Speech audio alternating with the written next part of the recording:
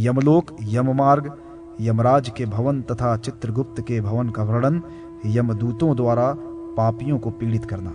गरुड़ ने कहा, हे तात, आपने अपने इस पुत्र को जीव की उत्पत्ति का संपूर्ण लक्षण बता दिया, किंतु सचराचर इन तीनों लोकों के बीच यमलोक का कितना परिमाण है, उसका विस्तार मुझे बताएं। उसके मार्ग की कितनी दूरी है। हे देव, किन पापों के करने से अथवा किन शुभ कर्म के प्रभाव से मानव जाति वहां जाती है, विशेष रूप से बताने की कृपा करें। श्री भगवान ने कहा, हे पक्षीराज, प्रमाणतः यमलोक का विस्तार 86,000 योजन है। मनुष्य लोक के बीच से ही उस लोक का मार्ग है, जो धावकनी से दहकाए गए तांबे के समान प्रज्वलित और दुर्गम महापथ है। पापी तथा मूर्ख व्यक्ति वहां जाते हैं। अत्यंत तेज, देखने में महाभयंकर लगने वाले अनेक प्रकार के कांटे उस महापथ में हैं। उन्हीं कांटों से परिव्याप्त ऊंची नीची अग्नि के समान दहकती हुई उस महापथ की भूमि है। वहां वृक्षों की कोई छाया भी नहीं है, जहां पर ऐसा मनुष्य रुक करके विश्राम कर सके। उस मार्ग में अन्नादि की भी व्यवस्था नहीं है, जिसके द्वारा प्राणी अपने प्राणों की रक्षा कर सके। वहां जल भी नहीं दिखाई देता, जिससे उसकी प्यास बुझ जाती हो। भूख प्यास से पीड़ित वह पापी उसी महापथ में चलता है। अत्यंत दुर्गम उस यम मार्ग में वह ठंडक से कांपने लगता है। जिसका जितना और जिस प्रकार का पाप है, उसका उतना वैसा ही मार्ग है। अत्यंत दीनहीन, कृपण तथा मूर्ख तथा दुख से व्याप्त प्राणी उसी मार्ग को पार करते हैं। आत्मकृत दोषों से बारंबार संतप्त कुछ लोग वहां के असह्य कष्ट से व्यथित होकर करुण चीत्कार करते हैं। कुछ लोग वहां की कुव्यवस्था के प्रति विद्रोह कर देते हैं। हे खगेश, उस कठोर मार्ग को ऐसा ही जानना चाहिए। जो लोग इस संसार के प्रति किसी प्रकार की तृष्णा नहीं रखते, वे उस मार्ग पर सुखपूर्वक जाते हैं। पृथ्वी पर मनुष्य जिन जिन वस्तुओं का दान देता है, वे सभी वस्तुएं यमलोक तथा उस महापथ में उसके सामने उपस्थित रहती हैं। जिस पापी को श्राद्ध और जलांजलि नहीं प्राप्त होती, वे पाप कर्म करने वाले शूद्र प्राणी वायु बनकर भटका करती हैं। हे सुव्रत, मैंने इस प्रकार के उस रौद्र पथ को तुम्हें बता दिया है। अब मैं पुनः यम मार्ग की स्थिति बताऊंगा। दक्षिण और नस्त्रत दिशा के मध्य में विवस्वत पुत्र यमराज की पुरी है। वह संपूर्ण नगर व्रजमय तथा दिव्य है। देवता और असुर भी उसका भेदन नहीं कर सकते। वह चौकोर है, उसमें 4 द्वार तथा 7 चहारदीवारी एवं तोरण है। यमराज स्वयं अपने दूतों के साथ उसी में निवास करते हैं। प्रमाणतः उसका विस्तार 1000 योजन है। सभी प्रकार के रत्नों से परिव्याप्त, चमकती हुई बिजली तथा सूर्य के तेजस्व स्वरूप के समान वह पुरी दिव्य है। उस पुरी में धर्मराज का जो भवन है, वह स्वर्ण के समान कांतिमान है। उसका विस्तार 500 योजन ऊंचा है। 1000 खंभों वाले उस भवन को वैदूर्य मणियों से सुसज्जित किया गया है। उसके जल मार्ग अर्थात गवाक्ष मुक्ता मणियों से बने हैं।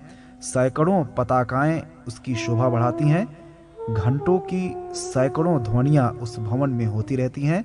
उसमें सैकड़ों तोरण द्वार बनाए गए हैं। इसी प्रकार से वह भवन अनान्य आभूषणों से विभूषित रहता है। वहां 10 योजन में विस्तृत नीले मेघ के समान शोभा संपन्न सम एवं शुभ आसन पर भगवान धर्मराज स्थित रहते हैं। ये धर्मज्ञ, धर्मशील, धर्मयुक्त और कल्याणकारी हैं। ये ही पापियों को भय देने वाले तथा धार्मिकों को सुख देने वाले हैं।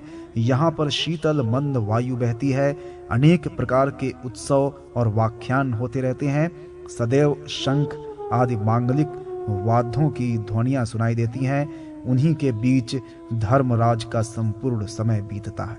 उस पुर के मध्य भाग में प्रवेश करने पर चित्रगुप्त का भवन पड़ता है, जिसका विस्तार 25 योजन है।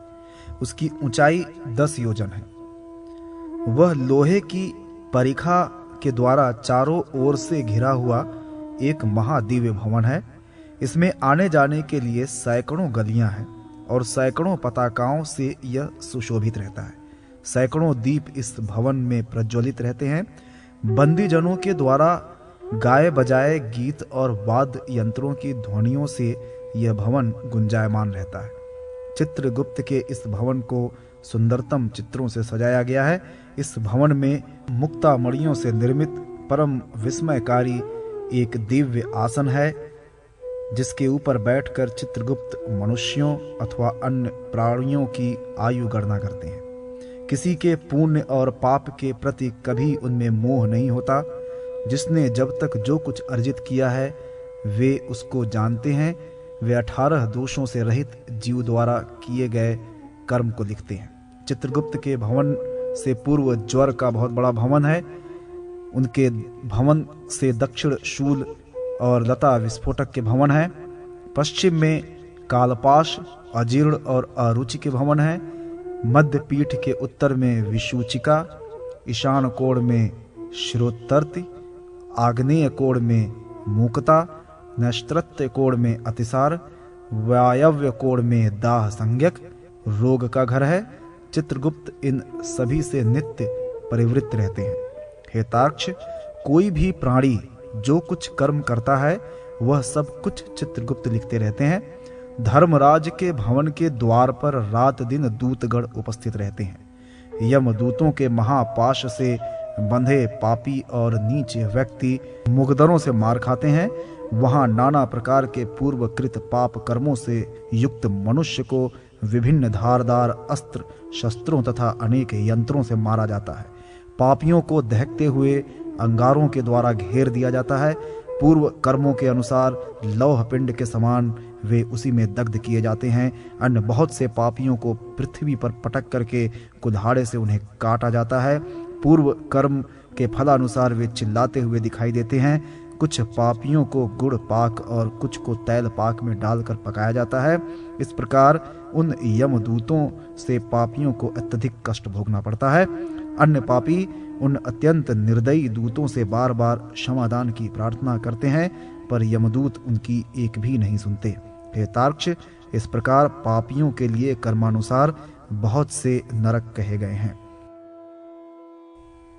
इष्टापूर्त कर्म की महिमा तथा और्ध्वदैहिक कृत्य, 10 पिंडदान से अतिवाहिक शरीर के निर्माण की प्रक्रिया, एकादशाहादि श्राद्ध का विधान, शय्यादान की महिमा एवं सपिंडीकरण श्राद्ध का स्वरूप। श्री कृष्ण ने कहा, हे गरुड़, शास्त्र के अनुसार धर्म और अधर्म का जो लक्षण किया गया है उसको तुम सुनो। प्राणियों के आगे आगे उनका सत्कर्म और दुष्कर्म दौड़ता है। विद्वानों ने कृत्य, सत्य युग में तप, त्रेता युग में ज्ञान, द्वापर में यज्ञ और दान तथा कलयुग में एकमात्र दान की प्रशंसा की है। मनीषियों ने उत्तम प्रकृति वाले गृहस्थ जनों के लिए इस धर्म को स्वीकार किया है कि वे यथाशक्ति इष्टापूर्त कर्म करें। उसके करने से उन्हें पातक नहीं होता। जो मनुष्य वृक्षारोपण करता है, गुफा, कुआं और जलाशय खुदवाता है, उसको यम मार्ग में चलते समय अत्यधिक सुख की प्राप्ति होती है। जो लोग ठंडक से पीड़ित ब्राह्मण को तापने के लिए अग्नि प्रदान करते हैं, वे सभी कामनाओं को पूर्ण करके अति शीतल यमलोक के मार्ग में अग्नि तापते हुए सुखपूर्वक जाते हैं। जिस मनुष्य ने पृथ्वी का दान दिया है, उसने मानो स्वर्ण, मणि, मुक्तादि बहुमूल्य रत्न, वस्त्र और आभूषण आदि का संपूर्ण दान दे दिया। इस पृथ्वी पर मानो जो कुछ दान में देते हैं वे सब दिए गए पदार्थ यमलोक के महापथ में उनके समीप उपस्थित रहते हैं। पुत्र विधि पूर्वक अपने मित्र पिता के लिए नाना प्रकार के जिन सुंदर भोज पदार्थों का दान देता है वे सभी पिता को प्राप्त होते हैं। आत्मा शरीर ही पुत्र के रूप में प्रकट होता है। वह पुत्र यमलोक में पिता का रक्षक है। घोर नरक से पिता का उद्धार वही करता है, इसलिए उसको पुत्र कहा जाता है। अतः पुत्र को पिता के लिए आजीवन श्राद्ध करना चाहिए, तभी वह अतिवाहात्मक प्रेत रूप पिता पुत्र द्वारा दान में दिए गए पदार्थ के भोगों में सुख प्राप्त करता है। दग्ध हुए प्रेत के निमित्त परिजनों के द्वारा जो जलांजलि दी जाती है उससे प्रसन्न होकर वह प्रेत यमलोक में जाता है। प्रेत की संतृप्ति के लिए 3 दिन तक रात्रि में एक चौराहे पर रस्सी बांधकर 3 लकड़ियों द्वारा बनाई गई तिगोड़िया के ऊपर कच्ची मिट्टी के पात्र में दूध भरकर रखना चाहिए। हे पक्षिण, वायुभूत वह प्रेत मृत्यु के दिन से लेकर 3 दिन तक आकाश में स्थित उस दूध का पान करता है। दाह से चौथे दिन अस्थि संचय का कार्य करना चाहिए। उसके बाद जलांजलि प्रदान करें, किंतु इन जलांजलियों को पूर्वाह्न, मध्याह्न, अपराह्न तथा उनकी संधि कालों में न दें, बल्कि दिन के प्रथम पहर के बीत जाने पर दें। नदी में पुत्र के द्वारा जलांजलि दिए जाने के पश्चात सभी सगोत्री, हितैषी और बंधु बांधव, स्वजातियों तथा परजातियों के साथ जलदान करें। किसी भी कारण शीघ्रतावश मुख्य अधिकारी पुत्र के जलांजलि देने के पूर्व ही जलांजलि नहीं देनी चाहिए। जब स्त्रियां शमशान भूमि से वापस हो जाएं, तभी लोकाचार किया जाए।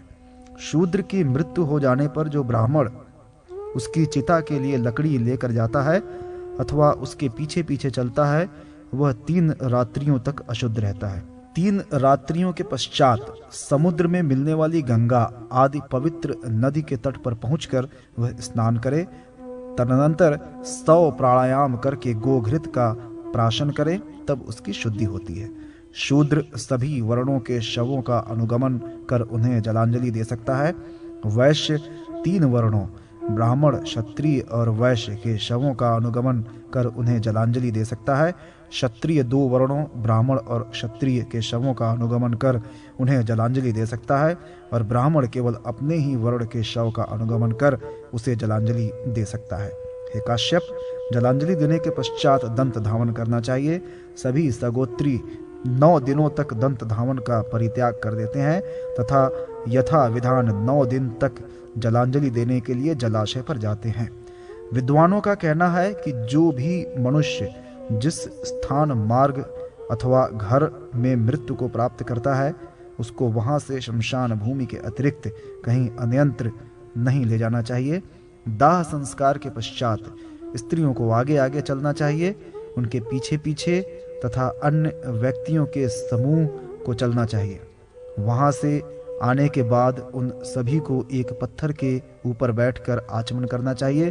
तत्पश्चात वे पूर्ण पात्र में रखी गई यव, सरसों और दूर्वा का दर्शन करें, नीम की पत्तियों का प्राशन करें तथा तेल लगाकर स्नान करें। सगोत्रियों में जिनके यहाँ मृत्यु हुई है, उनका भोजन नहीं करना चाहिए। अपने घर का अन्न नहीं खाना चाहिए और न ही खिलाना चाहिए। भोजन करने में मृत पात्र का प्रयोग करना चाहिए एवं उस उच्छिष्ट पात्र को ऊपर मुख करके ही एकांत स्थान में रख देना चाहिए। मृतक के गुणों का कीर्तन करें, यमगाथा का पाठ करें और पूर्व जन्म में संचित शुभाशुभ का चिंतन करें। वह मृत प्राणी वायु रूप धारण करके इधर उधर भटकता है और वायु रूप होने से ऊपर की ओर जाता है। वह प्राप्त हुए शरीर के द्वारा ही अपने पुण्य और पाप के फलों का भोग करता है। दशाह कर्म करने से मृत मनुष्य के लिए शरीर का निर्माण होता है। नवक एवं षोडश श्राद्ध करने से जीव उस शरीर में प्रवेश करता है। भूमि पर तिल और कुश का निक्षेप करने पर वह कुटी धातुमयी हो जाती है।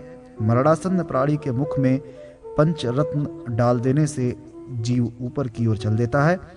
यदि ऐसा नहीं होता है तो जीव को शरीर नहीं मिल पाता, अर्थात वह इधर उधर भटकता रहता है।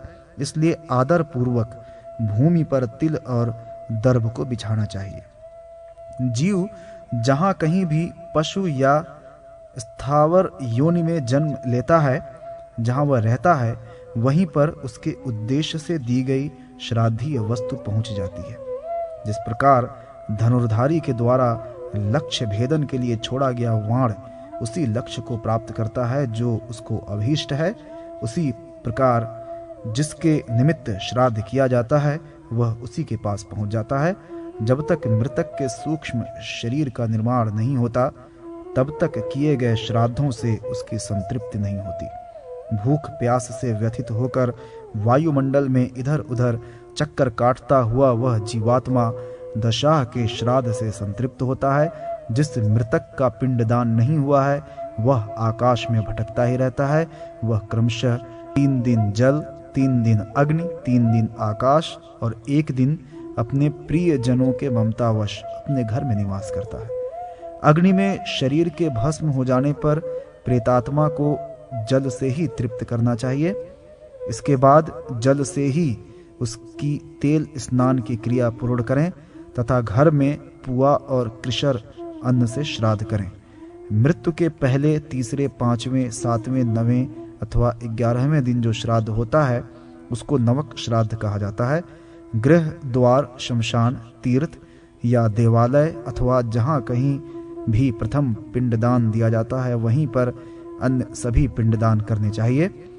एकादशाह के दिन जिस श्राद्ध को करने का विधान है उसको सामान्य श्राद्ध कहा गया है।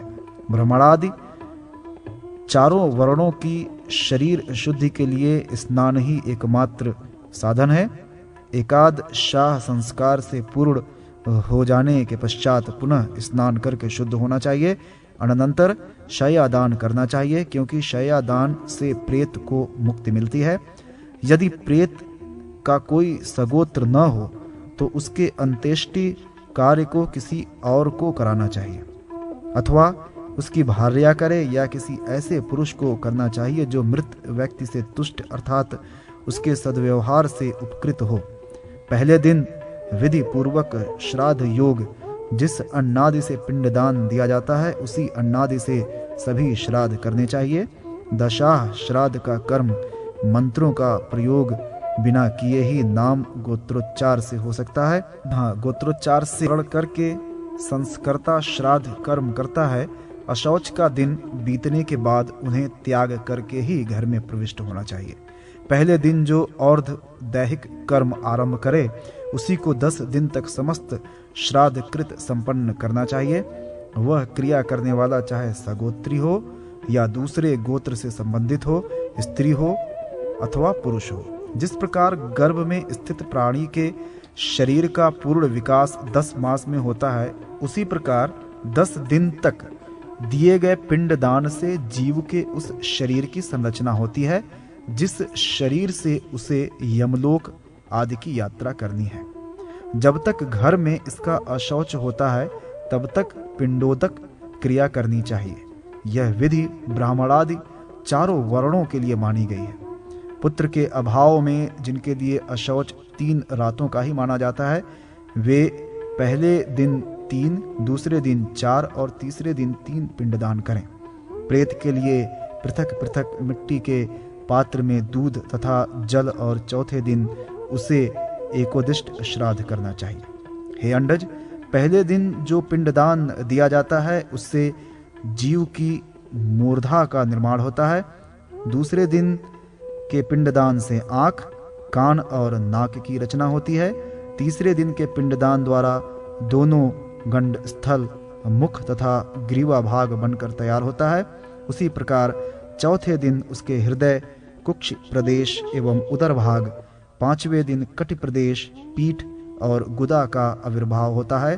तत्पश्चात 6ठे दिन उसके दोनों उर, 7वें दिन गुल्फ, 8वें दिन जंघा, 9वें दिन पैर तथा 10वें दिन पिंडदान देने से प्रबल क्षुधा की उत्पत्ति होती है। एकादशाह में जो पिंडदान होता है उसको पायस आदि मधुर अन्न सहित प्रदान करें।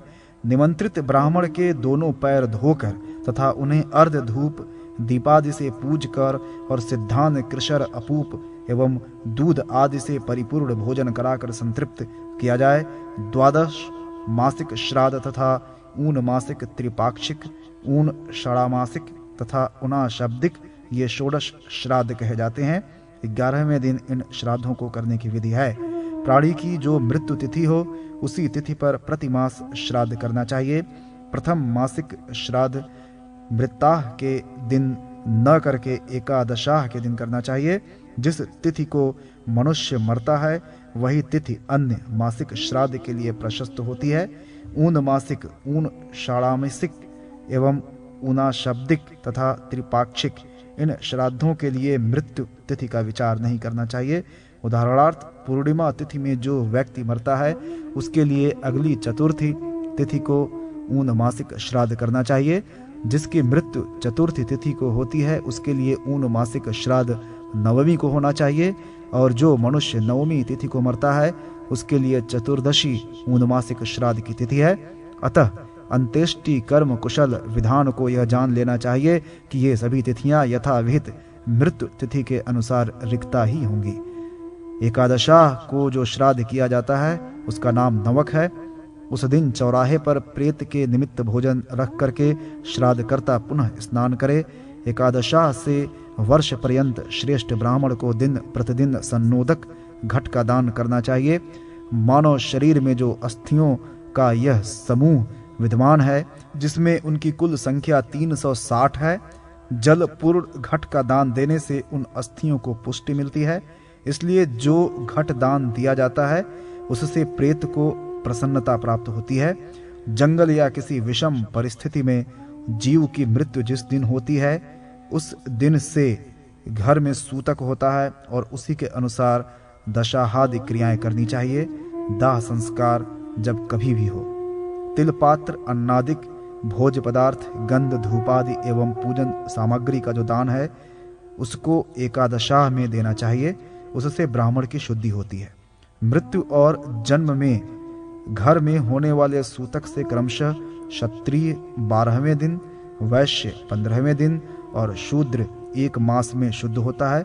मृत्यु के 3 मास होने पर त्रिरात्र, 6 मास होने पर पक्षिणी, संवत्सर पूर्ण होने पर पूर्व अहोरात्र तथा संवत्सर पूर्ण होने पर जल दान की क्रिया करने से शुद्धि होती है।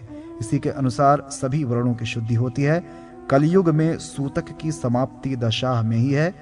एकादशाह से लेकर सांवत्सरिक आदि सभी श्राद्धों के अवसर पर विश्व देवों की पूजा करके अन्य पिंडदान करना चाहिए। जैसे सूर्य की किरणें अपने तेज से सभी तारागणों को ढक देती हैं, उसी प्रकार प्रेतत्व पर इन क्रियाओं का आच्छादन होने से भविष्य में पुनः प्रेतत्व नहीं मिलता। अतः सपिंडन के अनंतर कहीं प्रेत शब्द प्रयोग नहीं होता। श्रेष्ठ ब्राह्मण सर्वदा शय्यादान की प्रशंसा करते हैं। यह जीवन अनित्य है, उसे मृत्यु के बाद कौन प्रदान करेगा। जब तक यह जीवन है तब तक अपने बंधु बांधव हैं और अपने पिता हैं। मृत्यु हो जाने पर यह मर गया ऐसा जान करके क्षण भर में ही वे अपने हृदय से स्नेह को दूर कर देते हैं। इसलिए आत्मा ही अपना बंधु है ऐसा बारंबार विचार करके जीते हुए ही अपने हित के कार्य कर लेना चाहिए। इस संसार में मरे हुए प्राणी का कौन पुत्र है जो बिस्तर के सहित शय्या का दान ब्राह्मण को दे सकता है। ऐसा सब कुछ जानते हुए मनुष्य को अपने जीवन काल में ही अपने हाथों से शय्या दानादि सभी दान कर देना चाहिए। अतः अच्छी एवं मजबूत लकड़ी की सुंदर शय्या बनवा करके उसे हाथी के दांत तथा सोने की पट्टियों से अलंकृत करके उस शय्या के ऊपर लक्ष्मी के सहित विष्णु की स्वर्णमयी प्रतिमा को स्थापित करें। उसके बाद उसी शय्या के सन्निकट घी से परिपूर्ण कलश रखें। हे गरुड़, वह कलश अपने सुख के लिए ही होता है। विद्वानों ने तो उनको निद्रा कलश कहा है। तांबुल, केशर, कुमकुम, कपूर, अगुरु, चंदन, दीपक, पादुका, छत्र, चामर, आसन, पात्र तथा यथाशक्ति सप्त धान्य उसी शय्या के बगल में स्थापित करें। इन वस्तुओं के अतिरिक्त शयन करने वाले के लिए जो अन्य उपयोगी वस्तु हो उसको भी वहां रखें। सोने, चांदी या अन्य धातु से बनी छारी, करक, दर्पण और पंचरंगी चांदनी से उस शय्या को संयुक्त करके उसे ब्राह्मण को दान दे दें। कल्याण के लिए यजमान स्वर्ग में सुख प्रदान करने वाली शय्या की विधिवत रचना करके सपत्निक द्विज दंपत्ति की पूजा करके उसका दान करें। कर्ण, फूल, कंठहार, अंगूठी, भुजबंध और चित्रकादि आभूषण एवं गौ से युक्त घरेलू उपकरणों से परिपूर्ण घर उसको दान में दें। तदनंतर पंचरत्न, फल और अक्षत से समन्वित अर्घ्य उस ब्राह्मण को देकर यह प्रार्थना करनी चाहिए, जिस प्रकार समुद्र की पुत्री लक्ष्मी से भगवान विष्णु की शय्या शून्य नहीं होती है, उसी प्रकार जन्म जन्मांतर में मेरी शैया भी शून्य न हो। इस प्रकार ब्राह्मण को उस निर्मल शैया का दान देकर क्षमापन करके उसे विदा करें। यही प्रेत शैया की विधि एकादशा संस्कार में बताई गई है। हे गरुड़, अपने बांधवों की मृत्यु होने पर उनके निमित्त बंधुजन धर्मार्थ जो दान देते हैं उसके विषय में विशेष बात मैं कह रहा हूँ, तुम उनको सुनो। हे पक्षीराज, अपने घर में पहले से ही जो कुछ उपयुक्त वस्तु हो, उस मृतक के शरीर से संबंधित जो वस्त्र, पात्र और वाहन हो, जो कुछ उसको अभीष्ट रहा हो, वह सब एकत्र करें। शैया के ऊपर भगवान विष्णु की स्वर्णमयी प्रतिमा को स्थापित करके विद्वान व्यक्ति उनकी पूजा करें और जैसा पहले कहा गया है उसी के अनुसार ब्राह्मण को उस मृत शैया का दान कर दें। शैया दान के प्रभाव से प्राणी को प्राप्त होने वाला संपूर्ण सुख इंद्र और यमराज के घर में विद्यमान रहता है। इसके प्रभाव से महाभयंकर मुख वाले यमदूत उसको पीड़ा नहीं देते। वह मनुष्य यमलोक में कहीं धूप और ठंडक से कष्ट नहीं पाता। शैया दान के प्रभाव से प्रेत बंधन मुक्त हो जाता है। इस दान से पापी व्यक्ति भी स्वर्ग लोक चला जाता है। जो प्राणी पाप से रहित है वह अप्सराओं से सेवित विमान पर चढ़कर प्रलय पर्यंत स्वर्ग में रहता है। जो नारी अपने पति के लिए नवक, षोडश और संवत्सरिक श्राद्ध कर शैयादान करती है उसको अनंत फल प्राप्त होता है। मृत पति का उपकार करने के लिए जो स्त्री जीवित रहती है उसके साथ मरती नहीं, तो वह सती जीवित रहते हुए भी अपने पति का उद्धार कर सकती है। स्त्री को अपने मृत पति के लिए दधि, अन्न, शयन, अंजन, कुमकुम, वस्त्राभूषण तथा शय्यादि सभी प्रकार के दान देना चाहिए। स्त्रियों के लिए इस लोक में जो कुछ वस्तुएं उपकारक हों, जो कुछ शरीर पर प्रयोग किए जाने योग्य वस्त्राभूषण और भोग्य वस्तुएं हों, उन सभी को मिलाकर प्रेत की प्रतिमा बनाकर उन्हें यथास्थान नियोजित करके लोकपाल, इंद्रादि, देवगण, सूर्यादिक ग्रह, गौरी तथा गणेश की पूजा करें। उसके बाद श्वेत वस्त्र धारण करके पुष्पांजलि सहित ब्राह्मण के समक्ष इस प्रकार कहे, हे विप्रदेव, प्रेत की यह प्रतिमा सभी उपकरणों और समस्त रत्नों से युक्त है। मैं आपको इसे प्रदान करता हूँ। आत्मा ही शिव है, यही शिव और गौरी है, यही सभी देवताओं के साथ इंद्र हैं। अतः इस शैयादान से यह आत्मा प्रसन्न हो। इसके बाद उस शैया को परिवार वाले आचार्य ब्राह्मण को प्रदान करें। ब्राह्मण उसको ग्रहण करने के बाद को, दात इत्यादि मंत्र का पाठ करें। तत्पश्चात उस ब्राह्मण की प्रदक्षिणा करके प्रणाम करें और उन्हें वहां से विदा करें।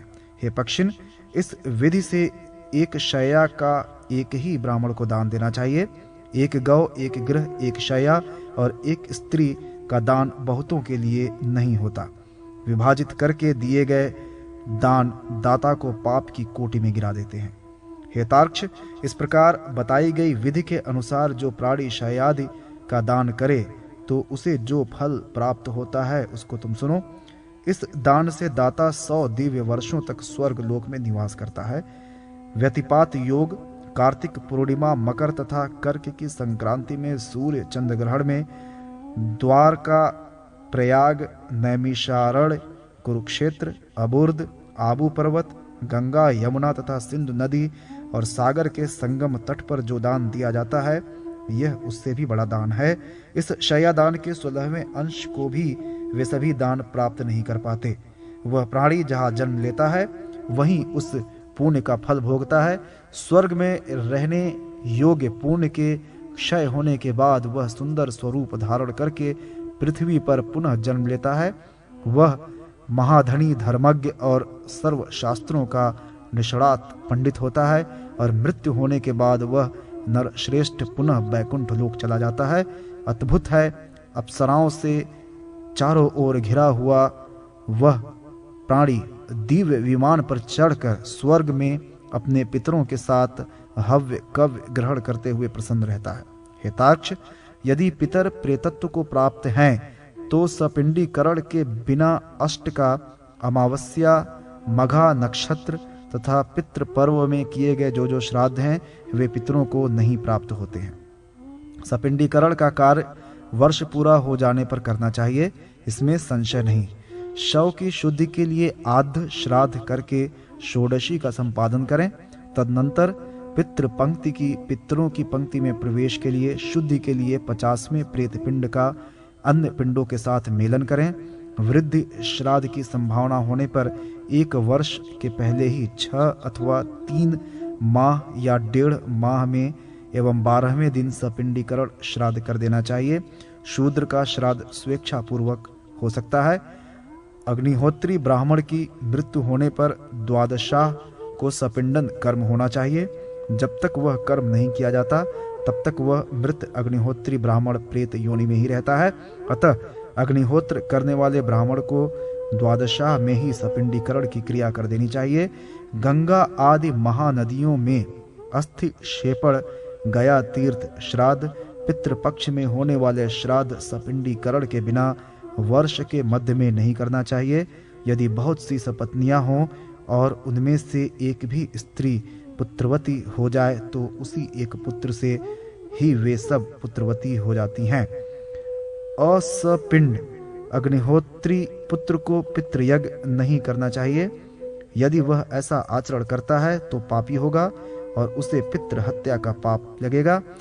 पति की मृत्यु होने पर जो स्त्री अपने प्राणों का परित्याग कर देती है तो पति के साथ ही उसका भी सपिंडीकरण कर देना चाहिए। पिता की अनुचित रूप से लाई गई विवाहिता, वैश्यवर्णा अथवा क्षत्रिया जो भी पत्नियां हों उनका सपिंडदान कोई भी पुत्र कर सकता है। जब प्रमादवश ब्राह्मण किसी शूद्रा कन्या से ही विवाह कर लेता है तो मरने के बाद उसके लिए एकोदिष्ट श्राद्ध बताया गया है और सपिंडीकरण श्राद्ध उसी के साथ करना चाहिए। अन्य चारों वर्णों से ब्राह्मण के चाहे 10 पुत्र हों किंतु उन्हें अपनी अपनी माँ के सपिंडीकरण की क्रिया में नियुक्त होना चाहिए। अन्नवष्ट का पौष, माघ और फाल्गुन मास के कृष्ण पक्ष की 9वीं तिथि जो सागणियों का मातृक श्राद्ध होता है को होने वाला तथा वृद्धि हेतुक श्राद्ध एवं सपिंडन श्राद्ध में पिता से पृथक माता का पिंड प्रदान करना चाहिए। हे तार्क्ष, पितामही के साथ माता और पिता के साथ पिता का सपिंडन अपेक्षित है, ऐसा मेरा अभिमत है। यदि स्त्री पुत्रहीन ही मर जाती है तो उसका सपिंडन पति करे। धर्मतः पति को अपनी माता, पितामही एवं प्रपितामही इन तीनों के साथ अपनी पत्नी का सपिंडन करना चाहिए। हे गरुड़, यदि स्त्रियों के पुत्र तथा पति दोनों नहीं हैं तो वृद्धि काल के आने पर स्त्री का भाई अथवा दाय भाग का गृहता या देवर उसका सपिंडन करे। यदि पति एवं पुत्र रहित स्त्रियों के न तो कोई सगोत्री हो और न देवर ही हो तो उस समय अन्य व्यक्ति उसके भाइयों के साथ उसका एकोदिष्ट विधान से श्राद्ध कर सकता है। यदि भूलवश अथवा विघ्न के कारण सपिंडन क्रिया किसी की नहीं हो सकी है तो उसके पुत्र या बंधु बांधवों को चाहिए कि वे नवक श्राद्ध, षोडश श्राद्ध तथा आपदिक श्राद्ध करें। जिसका दाह नहीं हुआ है उसके लिए श्राद्ध नहीं करना चाहिए। दर्भ का पुत्तल बनाकर अग्नि से उसे जलाकर ही श्राद्ध करना चाहिए। पुत्र के द्वारा पिता का सपिंडीकरण किया जा सकता है किंतु पुत्र में पिता का पिंड मेलन नहीं किया जा सकता। प्रेमाधिक्य के कारण भी पिता को पुत्र में सपिंडीकरण नहीं करना चाहिए। जब बहुत से पुत्र हों तब भी ज्येष्ठ पुत्र ही उस क्रिया को संपन्न करे। नवक, सपिंडन तथा षोडशादि अन्य सभी श्राद्धों को करने का अधिकारी वही एक है। धन का बंटवारा न होने पर भी एक ही पुत्र को पिता के समस्त आर्ध दैहिक कृत्य करना चाहिए। मुनियों ने भी इस बात को कहा है कि पिता की अंत्येष्टि एक ही पुत्र करता है। यदि पुत्रों में परस्पर बंटवारा हो गया है तो उन सभी पुत्रों को पृथक पृथक संवत्सरादिक क्रिया करनी चाहिए। स्वयं प्रत्येक पुत्र को अपने पिता का श्राद्ध करना चाहिए। जिनके निमित्त ये षोडश प्रेत श्राद्ध संपन्न नहीं किए जाते हैं उनका अन्य सैकड़ों श्राद्ध करने पर भी पिशाचत्व स्थिर रहता है।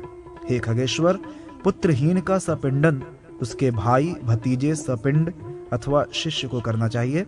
सभी पुत्रहीन पुरुषों का सपिंडन पत्नी करे अथवा ऋत्विज या पुरोहित से उस कार्य को संपन्न कराए।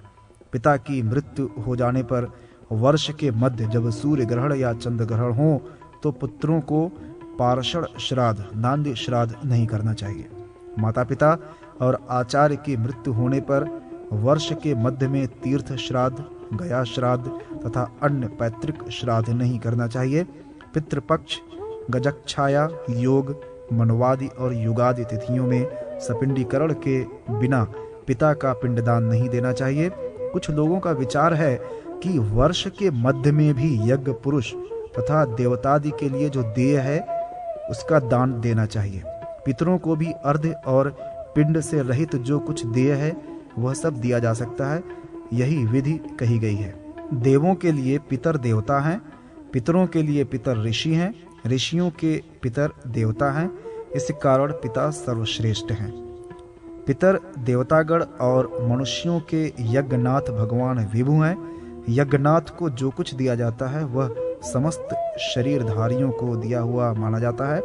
पिता के मरने पर वर्ष के मध्य जो पुत्र अन्न श्राद्ध करता है निसंदेह 7 जन्मों में किए गए अपने धर्म से हीन हो जाता है। पिंडोदक क्रियादि से रहित प्राणी प्रेत हो जाते हैं।